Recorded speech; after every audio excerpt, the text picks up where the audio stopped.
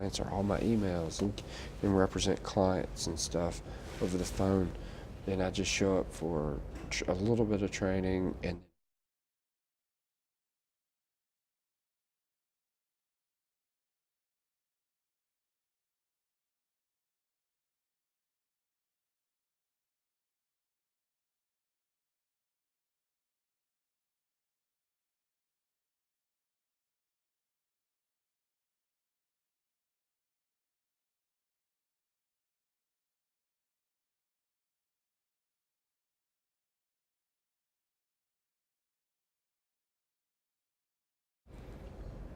And so, do you ever get, I guess if you're supervising, you don't actually get pulled into any cases or anything. You have to like go. I get big, like I have one client right now, he's a colonel, and it's pretty tough.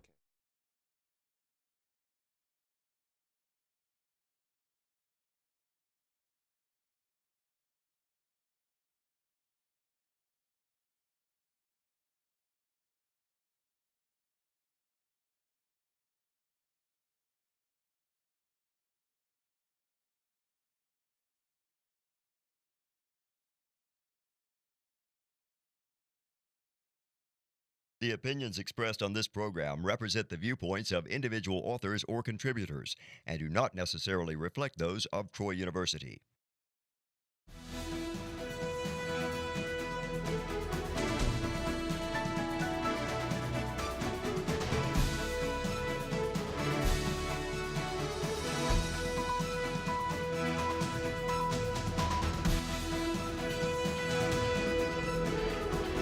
Hello and welcome to EconVersations. I'm your host, Dr. Dan Sutter of the Johnson Center for Political Economy at Troy University. Outstanding student loans now total around $1.5 trillion, which can truly burden many young people in their plans to buy cars, homes, or otherwise start life. Concern over the level of student loan debt has led to discussions about everything from loan forgiveness to even making college free. Although the loans are mostly guaranteed by the federal government, student loans are also not dischargeable during bankruptcy. And perhaps this explains some of the problem of students taking out excessive loans to earn degrees and loans that they may never be able to repay. How so? Well, joining me on EconVersations today to talk about this question is Mr. Michael Fritz, a Montgomery attorney and a partner at the Fritz law firm, which specializes in bankruptcy, or probably what I should probably say more accurately would be described as challenging bankruptcy cases. Mr. Fritz is a graduate of Auburn University and earned his JD degree from Cumberland Law School at Samford University. In addition to practicing law in Montgomery, Michael is a lieutenant colonel in the Army Reserve JAG Corps. And his son attends Troy University, so we're happy with that. Well, welcome to Troy University, Michael, and welcome to EconVersations. Well, thank you for having me today. So let's get started here. And before we get into too much about this student loan burdens and student loan and how this factors into bankruptcy, I would like to start by talking a little bit about bankruptcy, because on this show we talk about many different elements of law and markets and our legal system and how it creates the market order. But we've never really talked very much about bankruptcy. So I think this would be a good place to talk a little bit, and then talk a little bit about the background this provides for the student loan debate. So some of us might think that bankruptcy is a way for some people who take out excessive debts to sort of like skate on their responsibilities. But bankruptcy plays an important role in our society, right? That's correct. Bankruptcy first started when there was no consumer loans. And so they wanted railroads and things like that to take out more loans and to spur the economy without going to debtor's prison. Mm-hmm. And so my favorite story is the Heinz. There's Mr. Heinz went into bankruptcy because he was making all these sauces and mm-hmm. fruits and canning. But then a year after bankruptcy, he invented ketchup, and then the rest is history. But at that time they didn't have consumer loans. Mm-hmm. And then in the 50s and 60s, when they thought everybody should have their own home in suburbia, they started mortgages, and then they started credit cards. And now bankruptcy, it seems like, is only for the losers out there who don't know how to manage debt. But that's not all of bankruptcy. That's just what you see on the outside. But it plays an important role, so people will take risks. GM went through a reorganization. Winn-Dixie went through a reorganization. And so it's not always a bad thing. Sometimes it's a way to balance the market. And certainly a majority of new businesses eventually fail. Many within just a few years of starting. So it is quite possible that people undertaking very reasonable risks are going to end up with debts that they can't actually pay.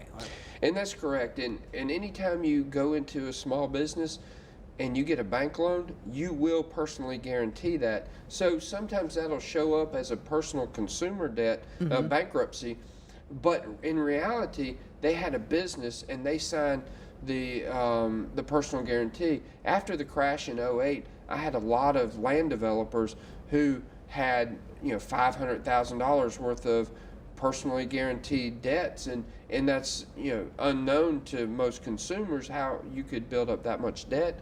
But they did it because anytime that you go into a business, you have to sign that personal guarantee, which is why you incorporate, is so you don't have the personal guarantee, but the bank draws you in with that. Okay. And also, when there are several different creditors who are owed money, we need to have some process to sort of fairly decide how these different claims are going to be paid, especially if they can't all be paid. That's correct. And the bankruptcy has two goals. It has one, to give a fresh start to honest debtors.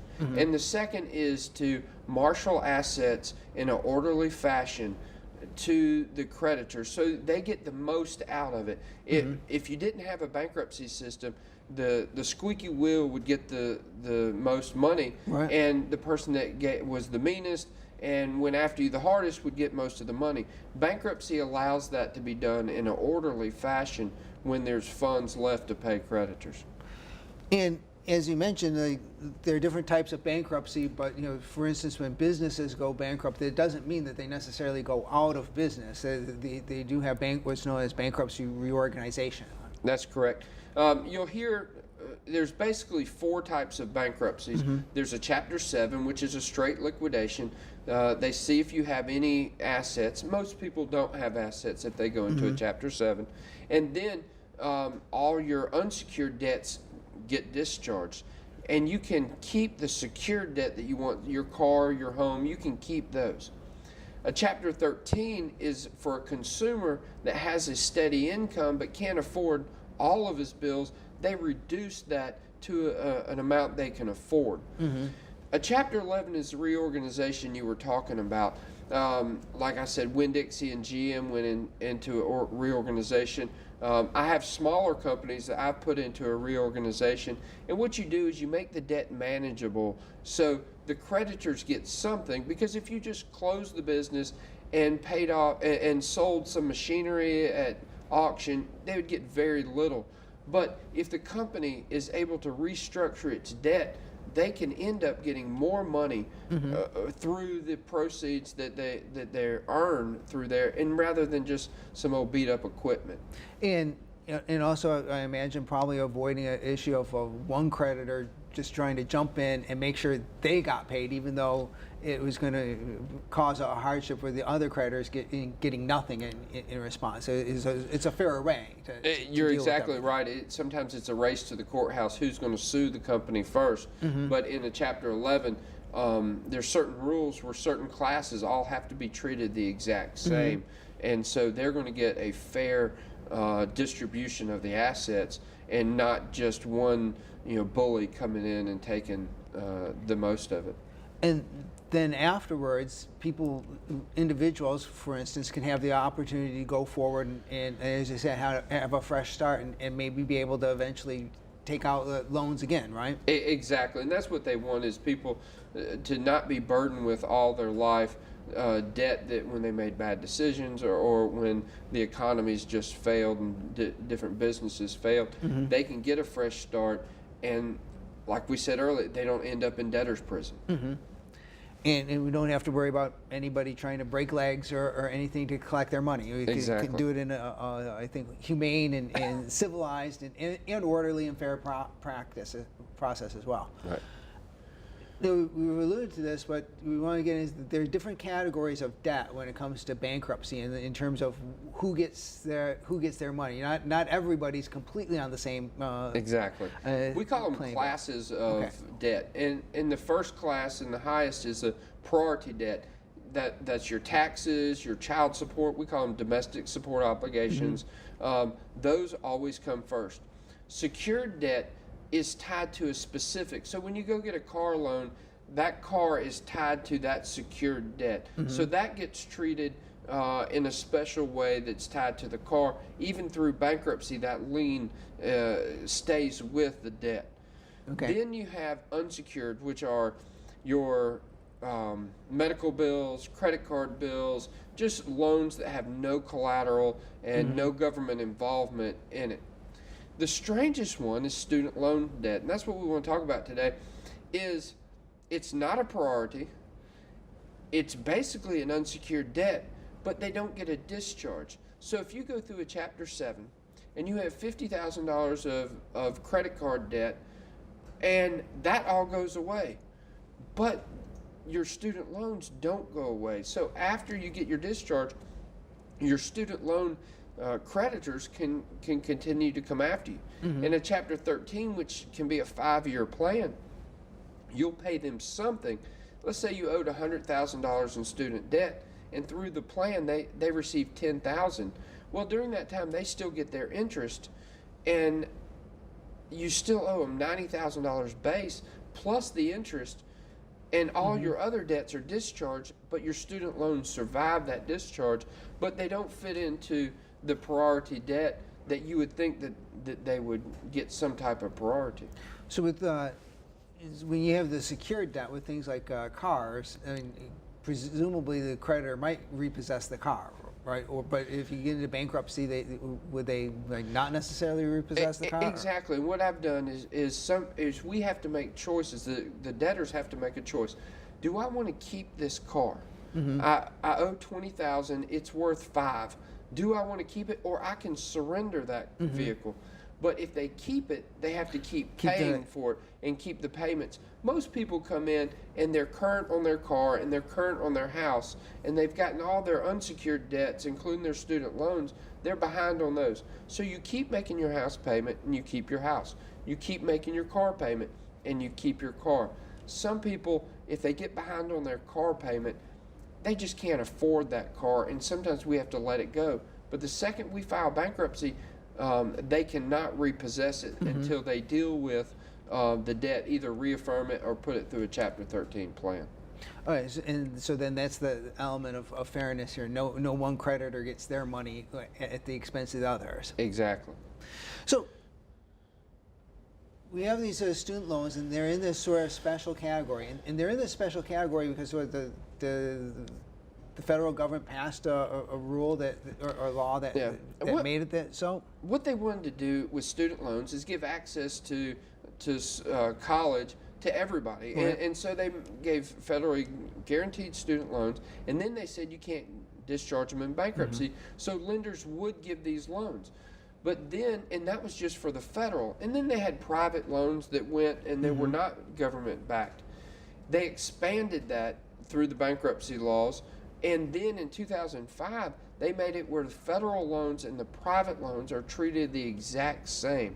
So these private lenders are getting the same deal that the government backed loans are getting, and it's through the bankruptcy code in a 523, section 523 says you can't discharge student loans unless. And we'll get to that. We'll come back to that. The big unless.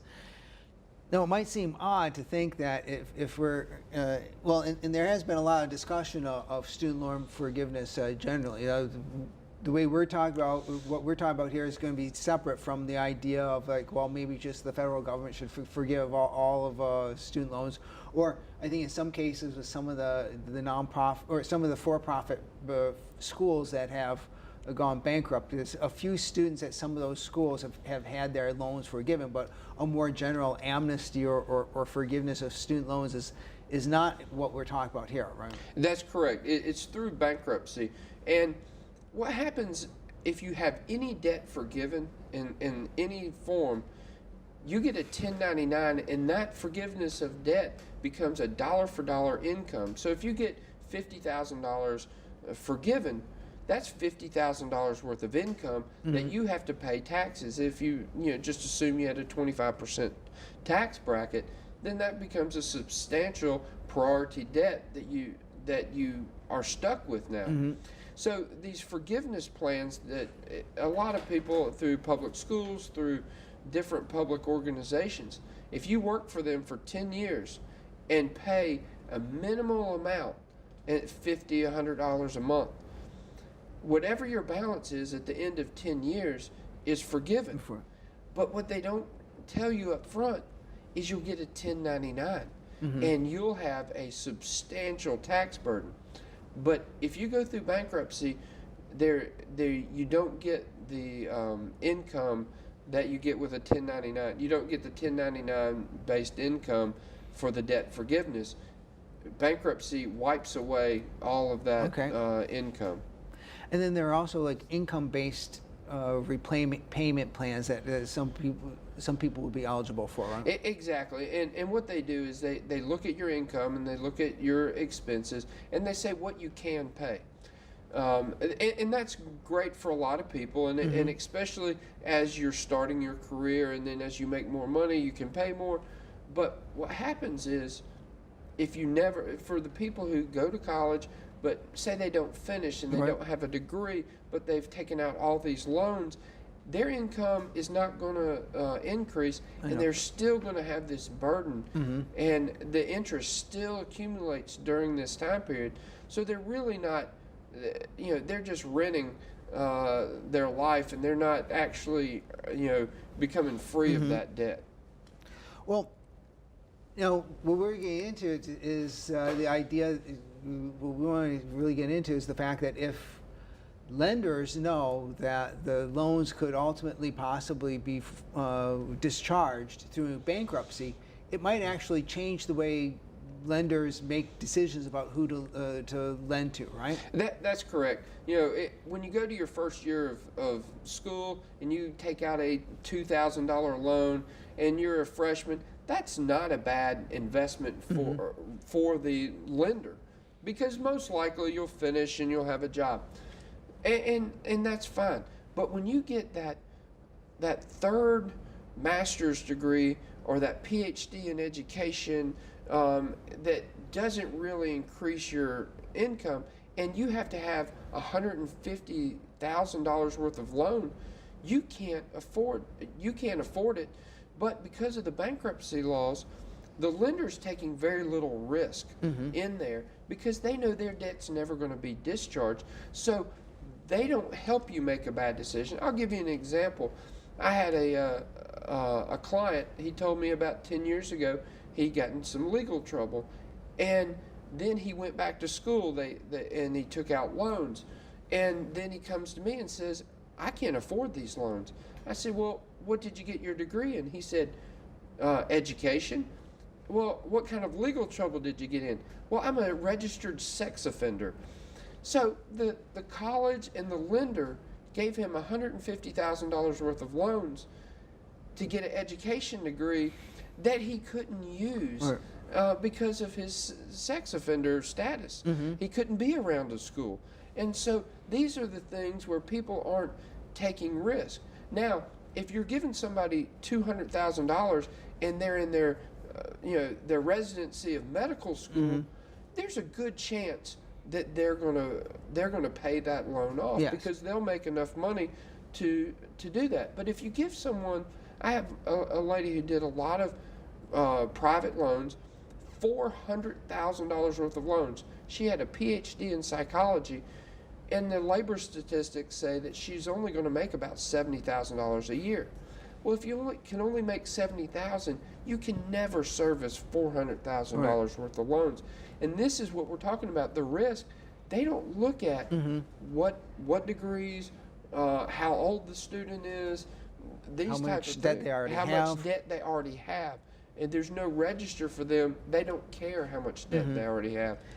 And it's these really, I mean, you know, there might be a tendency to want to blame the individuals who are taking out the loans, but you know, we have a process in our economy. I mean, somebody who's lending them the money should also be exercising discretion. So they should also be doing some due diligence and not lending them too much, not out of paternalism, but simply out of the fact that, like, if I lend you too much money and you can't pay this back, it's a bad deal for me. And so it's the mutual self-interest that the lender shouldn't want to put somebody in a position that they've taken out more loans than they can possibly repay. And the government's helping them do that by making these laws in bankruptcy, and then somebody sees this loophole and says, oh, I can lend this money at 4 to 6% interest, and then they can't discharge it. So let me lend them more money. And so they're using the government statutes to make a profit and put people in the hole without them thinking about it. And in some ways, this is parallel to what we saw with the mortgage lending before the Great Recession. There was some mortgage lenders were relaxing a lot of their standards. They had the loans where they weren't even verifying people's income or things like that. And for the whole rest of the financial system, I mean, when they pass those loans off to somebody else, I mean, somebody else, the person who's making the loan is in the best position to know if the person's going to be able to eventually repay this, right? I agree. I call it the student loan bubble. The reason why I don't think it's really going to get addressed is because you're not taking people's homes. Like in the housing market bubble, people were getting kicked out of their homes and having their homes foreclosed. You're not going to have this, so it's going to be harder to address because it's not affecting people's lives that you can put on TV and really show. Well, one of the hopes of having a generous student loan program was to allow people to get access to college, which I think is an important goal, and one we have to have a separate show to even debate, take on thoroughly. But one of the consequences, or one of the elements of this, has been that the cost of college have kept going up as well, right? It is. I have this this chart that shows that the consumer price index has gone up 287%, while the cost of college has gone up 1,272% since 1980. And I think it's a direct correlation of the amount of student loan access. If you're going to allow $30,000 in student loans, but student tuition is only and board is $10,000, they're going to raise that to $30,000 because they know they can get it. The college gets the money right away, so they don't have any. They can take the money, build nicer facilities, and Troy's not like that. Troy's a great value. I'm not against Troy. They have a great education and honestly a great value for their education. It's the higher end schools, some of your private schools. Even Notre Dame is $60,000 a year for a freshman coming in, and then the online for-profit schools are boosting this. People that wouldn't get into traditional schools, as long as they can get loan money, they're going to get in. Yes. Whether it's a good fit for them to be there or not. But I believe that's a direct correlation of why the cost has gone up. Yeah, I know there's been some recent research by economists really trying to pin down this causality, as can you actually show. And I think there's been some pretty good progress to show that the availability of student loans and federal student aid has been a contributing factor to some of this cost inflation. And as you can see, it's been even worse at college than medical, than healthcare. So exactly. And this is I found these numbers fascinating. You provide these numbers, and it looks, this is just a distribution of how much people have taken out in terms of student loans. And One thing it shows is that the vast majority of people who are taking out student loans have relatively manageable amounts of money. We're not talking about everybody with student loans has $100,000 or $150,000 worth of debt. Many people are using this relatively responsibly, right? You're correct. It looks like about 32 million people have under $50,000 worth of loans, and that's a reasonable, especially if you get your degree over time. You can pay that. The people I'm concerned about is the last two, which are 1.2 million people have over $150,000 worth of loans, and if you add in the people over 100,000, you're looking at 2.6 million. Yeah. And if we thought that was all medical students, it might not be a problem. But these are not all medical students, and a lot of it has to be, a lot of it is the for-profit schools. Now, you mentioned earlier, and we wanted to get back to this, student loans are not dischargeable in bankruptcy. Well, almost not So dischargeable. there's an exception to an exception, and in 523 it says you can't discharge student loans unless you have an undue hardship. The code never describes what an undue hardship is. And there's the Bruner test. It was a 1987 case, and by the way, that the person in this case only had about $9,000 worth of student loans. And then every circuit in the country has taken on the Bruner test. And the Bruner test has 3 prongs. It says you have to not be able to maintain a minimal standard of living, which again is not defined what a minimal standard of living is. It has to be, you have to show that it's going to persist for some time, and then you have to show that you've made some effort to repay your loans. And so if you pass all 3 of those, your debts can be forgiven under the Bruner test under 523A8. And so, to date, that's been a very limited exception to the exception. It is. You'll see the picture on the screen. Somebody on their deathbed, it will forgive their debts. But a lot of judges are not ruling that these are undue hardships. And to do the undue hardship, you take your income minus expenses, and you look at the factors of what that is, their disposable income is, and then you say, can they have a minimal standard of living if they pay their student loans? Now, if you have $1,000 a month student loan payment, and you only have $200 of disposable income after reasonable expenses, that seems like an easy shot of being an undue hardship. And then if you take the national labor standards and say, I'm only going to make $70,000, I might make it to $90,000 a year, those numbers don't change that much. So you, in my opinion, you hit that Bruner test pretty easy on our 1.2 million that have over $100,000 worth of loans.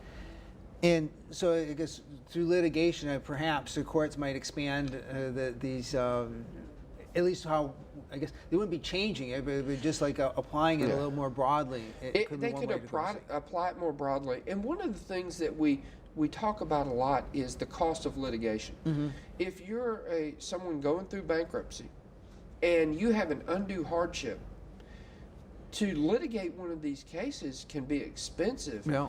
And who has more money?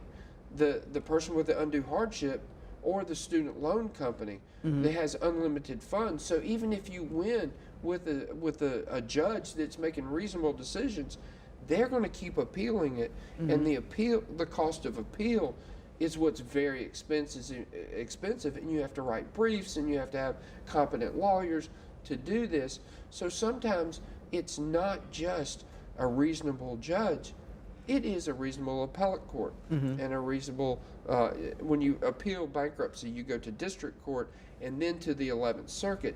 So you have 2 levels that you have to go through, and the student loan companies will go to every length to have that deemed non-dischargeable. And if you were able to get the loan discharged through bankruptcy, then would you have to take that as income? Would you get one of these No, 1099? you wouldn't. Okay. You wouldn't. The thing that concerns me a lot is, we talked about the first student loan. You're there at 2,000, and then someone gives you a 400,000. Your $400,000 of debt. They all get treated the same. You either get all of your debt discharged, or none of your debt discharged. And I think we talked about risk earlier. It's the people at the end who take the same risk as the person who gave you your first dollar of loan, when they should be treated separately. Very differently. I would think that if we told people on the front end, okay, now you've reached a $50,000 threshold, we're going to treat your debt differently. And if you're over $150,000 percent, you would get that debt treated as unsecured. And let people know up front, both the lender and the student know that this debt could or cannot be discharged, because then we manage risk. Okay. On the end. Thanks very much for this. I think it's been very enlightening and it's been a formative conversation. And thanks for joining us. Join us again next time for another EconVersations.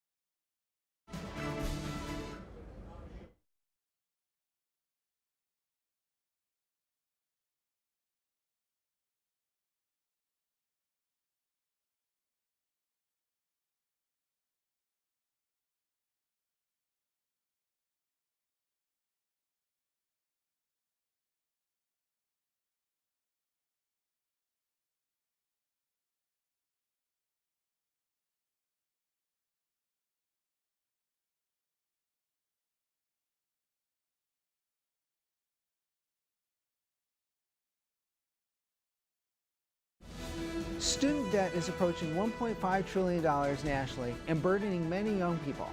Could bankruptcy provide a way of not merely easing the burden on some people who have borrowed more than they can afford, but helping curb the problem of excessive debt in the first place? I'm Dr. Dan Sutter of the Johnson Center for Political Economy. Join me on the next EconVersations when we'll be talking about bankruptcy and student loans.